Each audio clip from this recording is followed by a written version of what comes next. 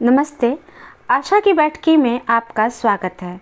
दोस्तों, आज मैं आप सभी को कहानीकार और कवित्री अनुराधा राज नायर की लिखी एक कहानी सुना रही हूँ। कहानी बहुत ही कारुणिक लिखी गई है। लेखिका ने कहानी काफ़ी संवेदनशीलता से यह बताने की कोशिश की है कि आज भी कुछ घरों में महिलाओं की स्थिति काफ़ी शोचनीय है।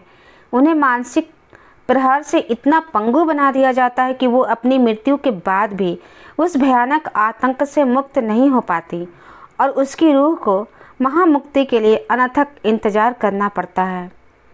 तो ऐसे ही मानसिक प्रहार से पंगु महिलाओं की स्थिति के बारे में कहानी लिखी गई है और कहानी सुनिए। महामुक्ति। भटक रही थी वो रूह उस भव्य शामियाने के ऊपर जहाँ सभी के चेहरे गमज़दा थे और सबने उजले कपड़े पहन रखे थे। एक शानदार मंच सजा हुआ था जिस पर उसकी एक बड़ी सी तस्वीर और तस्वीर पर ताजे गुलाबों की माला थी। उसके आगे दीपक जल रहा था। उसकी तस्वीर पर गुलाबों की माला। अनायास हंस पड़ी ललिता की रूह। जीते जी वो कभी एक फूल या गजरा न सजा पाई अपने बालों में। जाने कितनी तीज त्योहार यूं ही निकल गए, कोरे कोरे, सादे सादे, बिना साज श्रृंगार किए। शायद ये सब उसे मौत के बाद ही नसीब होना था। आज ललिता की आत्मा के शांति के लिए पूजा पाठ का आयोजन किया गया है, जिसमें उसके परिवारजनों के अलावा साहित्य मंडली के लोग भी शरीक हैं। सभी बारी बारी मंच पर आकर उसके गुणों का बखान कर रहे हैं और उसका असमय जाना साहित्य के क्षेत्र में अभूतपूर्व क्षति बता रहे हैं। हैरान है ललिता अपनी ही उपलब्धियां सुनकर, जिसने सारी उम्र नर्म स्वर में कहा गया एक वाक्य न सुना हो, जिसे कभी किसी ने मीठे बोल न बोला हो। उसके लिए तो ये अजूबा ही है। उसकी प्रशंसा में कसीदे पढ़े जाने वालों की होड़ सी लगी है। जाने कहाँ थे ये लोग जब वो जिंदा थी। हमारे समाज की यही तो खासियत है, ढकोसले से ऊपर आज तक नहीं उठ पाया है। हर चीज़ में दिखावा, हर चीज़ में ढकोसला। अपने दुखों का सार्वजनिक प्रदर्शन करना आदमी को आत्मसंतोष देता है या शायद कभी कभी किसी ग्लानि भाव से मुक्ति भी दिलाता है। ललिता की रूह बेचैन हो गई। तन तजने के बाद भी भारीपन अब तक नहीं गया। उसे मुक्ति नहीं मिली थी। क्यों मुक्ति नहीं हुई? वो मुक्त हो क्यों नहीं रही है? किसी किसी को शायद मौत के बाद भी मुक्ति नहीं मिलती। जीते जी कुछ भी उसकी इच्छा के अनुरूप नहीं हुआ। अपना पूरा जीवन उसने दूसरे के इशारों पर जिया है। अब जिया था। अब मौत के बाद तो उसे मुक्ति का अधिकार मिल जाना चाहिए था। तभी मंच पर उसका पति मदन आया। ललिता का जी मिचलाने लगा। जिंदा होती तो शायद दिल धड़कने भी लगता जोरों से, मगर आशा के विपरीत मदन ने भी ललिता को सरस्वती का अवतार बता डाला। उसके मुख से अपनी प्रशंसा सुनकर भी ललिता को घृणा हो आई। पति का दोगला व्यवहार उस सहृदया को नागवार गुजरा, मगर जब जीवित रहते उसने कभी किसी बात का विरोध नहीं किया तो अब क्या करती? सिसक के रह गई ललिता की रूह। ललिता जब ब्याह कर आई थी तो हर नवयौवना की तरह अपने आंचल में ढेरों खाब टांग कर लाई थी। दहेज के साथ अरमानों की पोटलियाँ भी थी और उसके पिता ने सौंप दिया उसको एक ऐसे पुरुष के हाथों जिसने उसका आंचल तार तार कर दिया। दहेज की पोटली तो संभाल ली गई, मगर अरमानों की पोटली को कुचल कर फेंक दिया गया। ललिता एक मध्यम वर्गीय सुसंस्कृत परिवार की बेटी थी। वो 2 बहनें थीं। उन्हें शिक्षक माता पिता ने बड़े स्नेह से पाला था। उनकी हर उपलब्धि पर माँ उन्हें एक पुस्तक उपहार में दिया करती थी, जो उनके लिए किसी स्वर्णाभूषण से कम न थी। दोनों बहनें सुंदर, विनम्र, सुघड़ और संस्कारी थी। और ससुराल का माहौल एकदम उलट। यहाँ अखबार में चटपटी खबर पढ़ने के सिवा किसी को उसने पढ़ते नहीं देखा। और तो और उसके पठन पाठन पर भी उन्हें ऐतराज होता। ताना मारते हुए कहते, माँ शारदा, पहले काम तो निपटा लो। आहत मन से वो जुट जाती अपने काम में। घर में ससुर और पति के सिवा कोई था नहीं, सो ज़्यादा काम भी नहीं रहता था। अशिक्षित होने भर से क्या आदमी को पशुवत व्यवहार करने का अधिकार मिल जाता है? ऐसे प्रश्न ललिता के मन में अक्सर उठते रहते, मगर किससे उत्तर मांगती। आरंभ में वो अपने अपमान को गटक नहीं पाती थी और मदन से अपने पति से जिरह करती, बहस करने पर हो जाती, मगर मदन उसे डांट देता, उसे कहता कुतर्क ना कर कहकर चुप करा देता। जिसकी लाठी उसकी भैंस वाला हिसाब था यहाँ। सो धीरे धीरे उसने शिकायत करना छोड़ दिया और खुद में मगन रहने लगी, शांत चुपचाप। मदन एक ऐसा पति था जो उसको ना कभी हंसाता, ना रिझाता, ना प्रेम जताता, ना दो मीठे बोल बोलता, बस इस्तेमाल करता। ललिता हाड़ मांस की बनी गुड़िया सी हो गई थी। वक्त बेवक्त गुस्सा करना और उसके काम में मीन मेख निकालना बाप बेटा के स्वभाव में शामिल था, मगर जो भी तमाशा होता वो आमतौर पर घर की चारदीवारी के अंदर ही होता। सो आस पड़ोस में उसकी इज्जत अभी बनी हुई थी। मध्यम वर्गीय लोग ही तो ख्याल करते हैं समाज का, पास पड़ोस का, वरना निम्न और उच्च वर्गीय लोगों में कहाँ लिहाज और कोई पर्दा रहता है। ललिता लोगों से मेलजोल कम ही रखती थी, फिर भी जाने कैसे वो शांत और संतुष्ट दिखाई पड़ती थी। शायद भगवान ने उसको तरस खाकर ये वरदान दे दिया हो। स्नेह का अभाव और वक्त बेवक्त के ताने उसको तोड़ रहे थे, भीतर ही भीतर।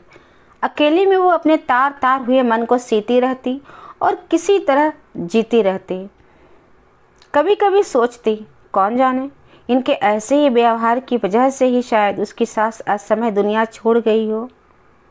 काश वो जीवित होती तो एक स्त्री के होने से उसका कुछ सहारा तो उसको मिलता। शायद उसका नारी मन उसकी पीड़ा को समझता, मगर जो चला गया उसको वापस तो नहीं लाया जा सकता।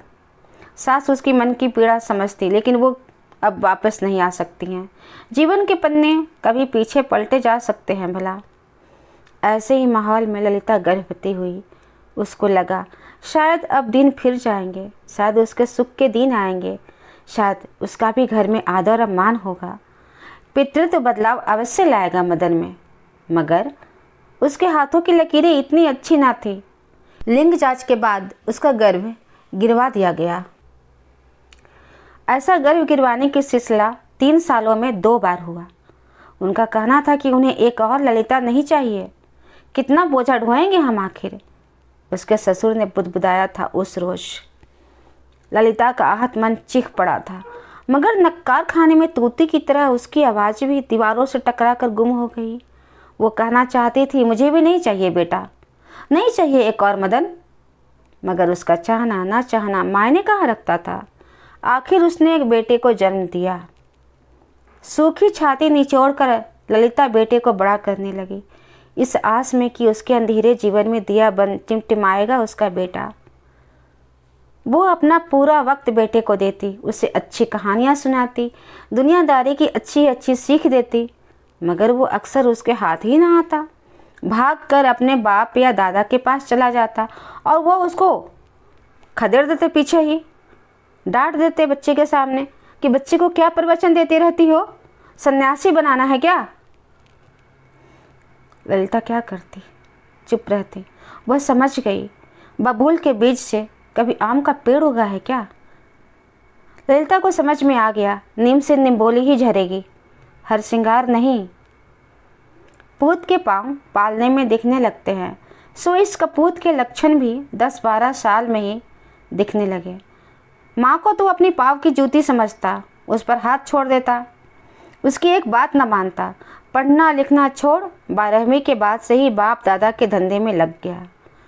अब 3 मर्दों के बीच ललिता स्वयं को बेहद असहाय और कमज़ोर महसूस करती, अपना दोष खोजती, मगर सिवा उसके नसीब के उसमें कुछ भी खोटा ना था। बेटी का दुख उसके माता पिता की असमय मृत्यु का कारण भी बना। अब इस दुनिया में एक बहन के सिवा उसका अपना कहने को कोई ना था। बहन अक्सर उसको ढांढस बंधाती, संतावना देती और हमेशा कुछ लिखते रहने को प्रेरित करती रहती। ललिता को बचपन से ही लिखने की आदत थी, सो ललिता ने एक कविता लिखी, अपने मन का उद्गार, एक छोटी सी कविता। कविता उसके मन के भावों को प्रकट करता था। उसने बहन को एक कविता भेज दी। कविता उसकी बहन को बहुत पसंद आई। उसने एक प्रतिष्ठित पत्रिका में प्रकाशन हेतु भेजने की बात की। ललिता सरल स्वभाव की स्त्री थी, सो उसने अपने पति से इजाज़त मांगी।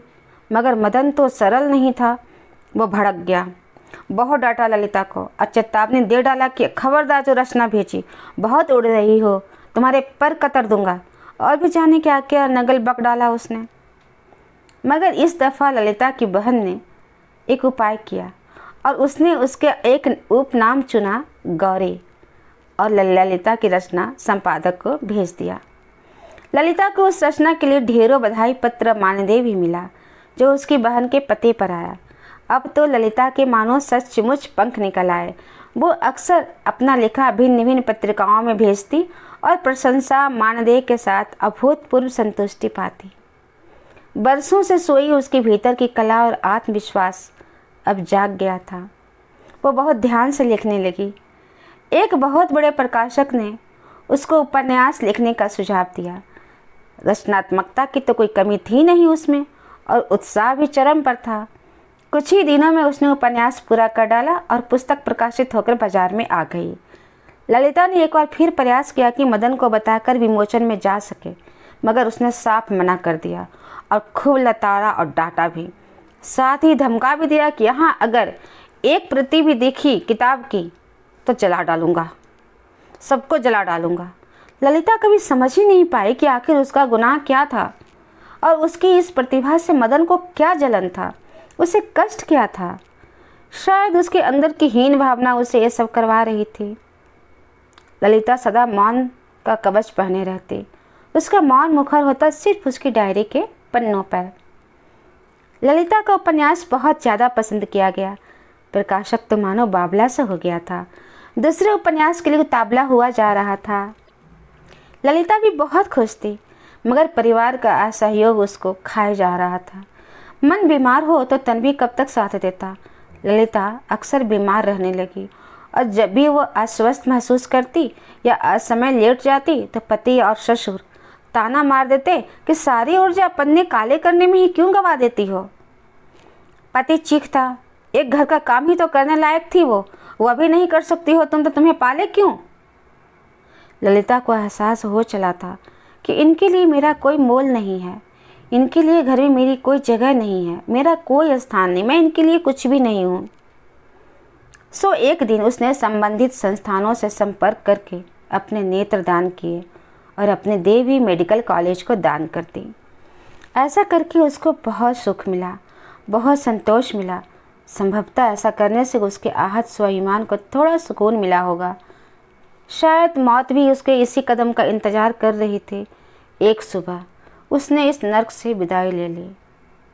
मुक्त होली वो पल पल की घुटन से। सुबह 8 बजे तक ललिता उठी नहीं तो पति, ससुर, बेटा सभी चीखने लगे, मगर अब ललिता किसी की चीख पुकार सुनने वाली ना थी। वो इन लोगों की दुनिया से दूर, बहुत दूर चली गई थी। निर्मोहियों की अब उसे कोई ज़रूरत नहीं थी। अखबारों के माध्यम से ललिता का बहुत नाम हो गया था। सो खबर उस छोटे से शहर में आग की तरह फैल गई। लोगों का तांता लग गया मदन के घर। अंतिम संस्कार की तैयारियां होने लगी। तभी ललिता के तकिए के नीचे से कागज़ का पुर्जा मिला मदन को।